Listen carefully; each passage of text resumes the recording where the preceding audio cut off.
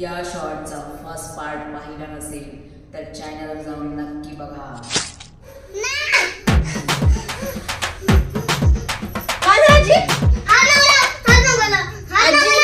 मी आहे काय झालं?